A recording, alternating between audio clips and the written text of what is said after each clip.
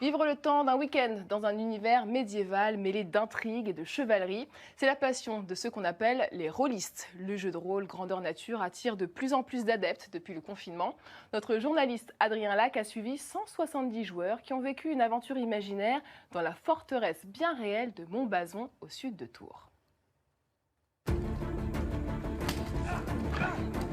Dans cette forteresse de Touraine, des nobles, des chevaliers, des mendiants. Que le tournoi commence!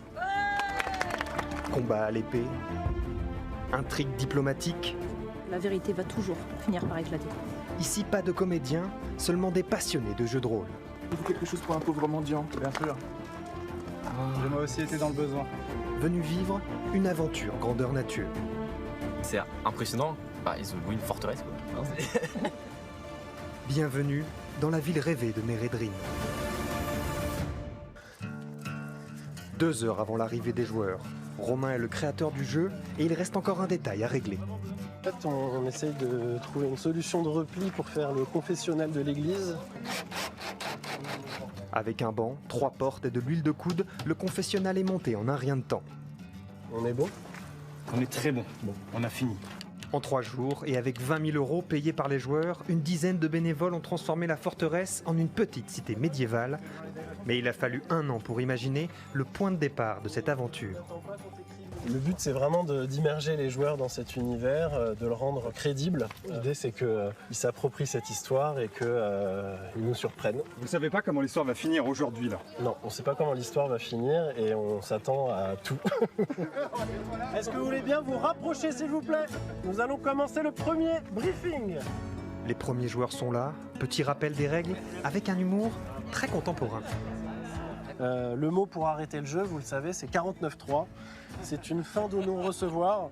On stoppe le jeu et on identifie le problème. Eh ben allez-y, c'est parti. Quentin est médecin généraliste. Pour son premier jeu de rôle, il a choisi d'incarner le docteur de la ville. Quentin Gauthier. Bienvenue Quentin. Merci beaucoup. Dans le jeu, pas de carte bleue, tout le monde reçoit quelques pièces en fonction de son statut social.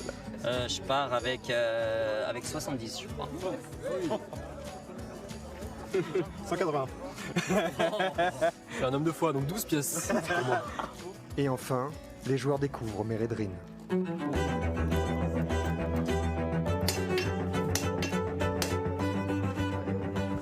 5, tenez. Ah, voilà pour vous. Merci. Ici comme à l'extérieur, tout se paye. Nous n'avons pas assez d'argent, nous sommes des bardes. On a pu tout juste manger, mais... Stéphanie et sa sœur Marlène sont venues avec leurs enfants. Ils incarnent une famille de musiciens et viennent d'être embauchés. On est payé avant. On a été payé là, 50. La somme a été remise. Ah, merci. Ça vous paye le repas du soir, ça? Ah, au moins. Exactement, on espère bien.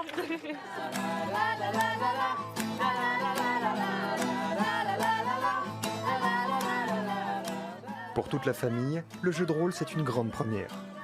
Il faut se lancer, hein. On n'est pas des acteurs, mais on s'amuse, on joue. Je ne sais pas si on va avoir le temps pour des complots ou autres, mais pour l'instant, on est vraiment dans notre rôle de barde.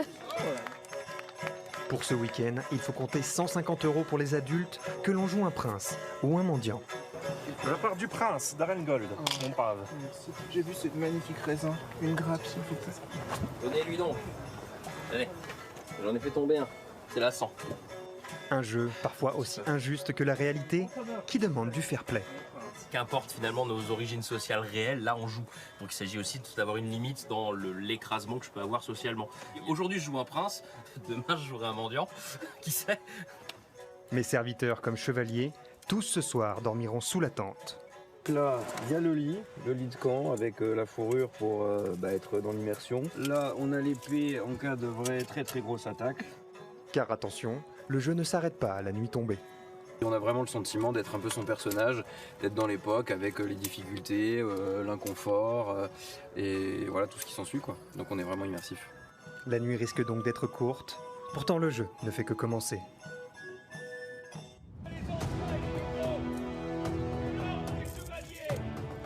Deuxième jour, la foule se rassemble pour assister au grand tournoi du week-end.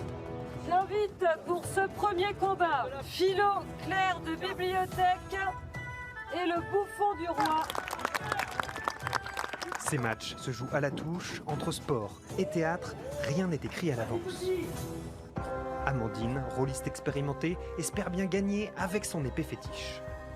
Elle vous porte chance? On va voir. La guerrière est appelée dans l'arène et laisse parler son épée.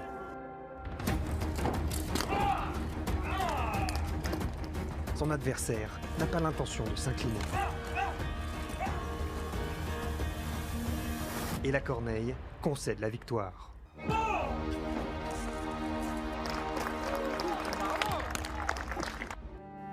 Rafistolée par notre médecin, fidèle au poste, Soyez courageuse, vous n'êtes pas à votre première plaie. la défaite est amère, mais il faut parfois s'incliner pour servir l'histoire. Plus jeune, je n'aurais pas voulu lâcher le morceau. Aujourd'hui, je suis vraiment au service de l'histoire. Le théâtre d'abord et le spectacle d'abord. Pour Romain, cette première édition est un succès. Elle a rassemblé 170 joueurs qui ont chacun vécu leur propre intrigue. On a besoin de ces moments-là où on est hors du temps, ces moments où on va couper avec le quotidien. On en sort la plupart du temps avec des émotions véritables et des souvenirs qui durent. Les joueurs ont encore quelques heures pour faire vivre leur personnage et peut-être se retrouver l'année prochaine, reprendre l'histoire là où ils l'avaient laissée. Nous vous en parlons.